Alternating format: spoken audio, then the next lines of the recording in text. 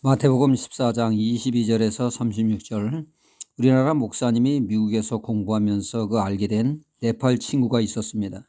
이 친구는 학업을 마치고 네팔 선교에 올인을 했죠. 어느 날 그 친구를 만났을 때 기도를 부탁합니다. 기도 제목은 헬리콥터를 주옵소서였습니다. 이 말을 들은 목사님은 속으로 말이 되는 소리를 해라. 내가 알기로 헬리콥터는 수천억 한다는데 그게 생길 수 있겠느냐 하며 시큰둥하게 들었습니다. 물론 기도도 할 수 없었죠. 훗날 들어보니 그의 기도가 하나님이 응답하셔서 그는 네팔 오지를 헬리콥터 다니며 선교하고 있다고 합니다. 그 소식을 들은 목사님은 자신도 입을 크게 벌려 믿음으로 기도해야겠다는 도전을 받았다고 합니다. 하나님의 역사는 믿음을 통하여 이루어지기에 믿음의 도전을 받아야 합니다. 믿음의 성장을 위해서 말이죠. 예수님은 제일 먼저 하나님의 나라를 강조하셨습니다.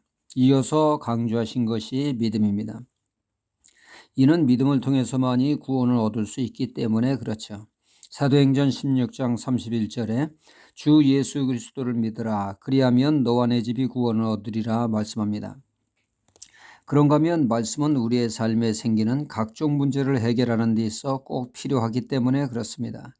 믿음을 통하여 삶 가운데 역사하시는 하나님의 역사를 체험할 수가 있습니다. 하나님의 역사를 체험하면 할수록 믿음은 성장하게 됩니다. 마가복음 5장에 그 혈리증 여인이 나오죠. 이 여인은 치유를 위해서 전 재산을 털어 용하다는 의사를 찾았지만 병만 깊어졌습니다. 이런 절망적인 때에 주님의 소문을 듣고 이 여인은 주님의 겉옷만 만져도 낫는다는 믿음으로 주님의 옷자락을 터치했을 때 씻은 듯이 나았습니다. 이때 주님은 그 여인으로 하여금 간증하게 하셨습니다. 주님이 이 여인에게 간증하게 하심은 믿음의 자극을 받으라는 것이죠. 믿음으로 도전하여 주의 은혜를 누리는 사람이 되라는 것이 주님의 뜻입니다. 하나님의 역사는 믿음에 의해 영향을 받습니다.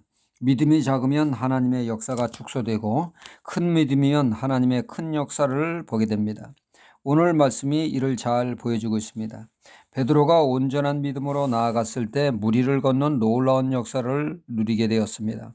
하지만 그가 순간 풍랑을 보고 두려움에 사로잡히는 순간 그의 믿음은 쪼그라들어 그는 졸지에 물에 빠져 허우덕거리는 사람이 되었습니다. 왜 이런 현상이 나타났습니까?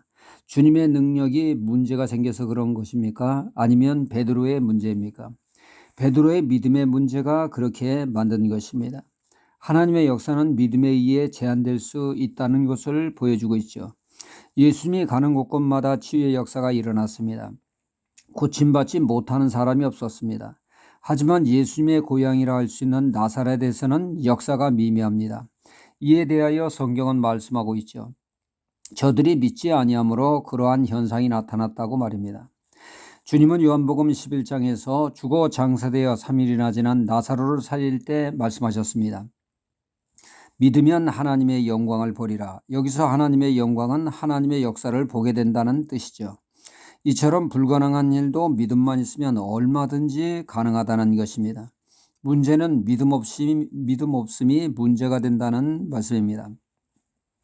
이처럼 믿음이 중요하기에 우리는 믿음을 키우는데, 믿음을 성장시키는데 힘써야겠습니다. 믿음의 성장을 위해서 우리가 시도해야 할 것은 첫째로 말씀을 붙드는 것입니다. 로마서 10장 17절에 믿음은 들음에서 나며 들음은 그리스도의 말씀으로 말미암느니라 하셨습니다. 말씀이 믿음의 원천입니다. 말씀을 통하여 믿음이 생기게 됩니다. 그러므로 하나님이 나에게 주시는 말씀, 성령께서 감동 주시는 말씀을 붙잡고 있을 때 믿음이 생기게 되고 이 믿음이 하나님의 역사를 맛보게 한다는 것입니다.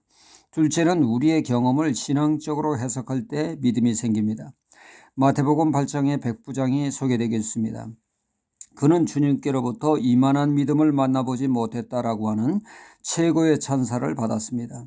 그는 군 생활에 있어서 상관의 말에 절대 복종하는 부하들을 보면서 이를 주님과 접목시킵니다.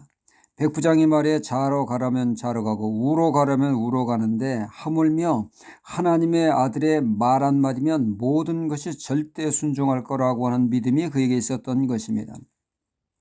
우리의 경험과 사건을 신앙의 눈으로 해석할 때 귀한 깨달음과 믿음을 얻게 될 것입니다.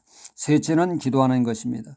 믿음은 은사이기에 하나님께 기도함으로 믿음의 은사를 받아 믿음의 삶으로 인해서 난제를 다 해결하는 믿음의 용사가 되어야겠습니다. 할렐루야.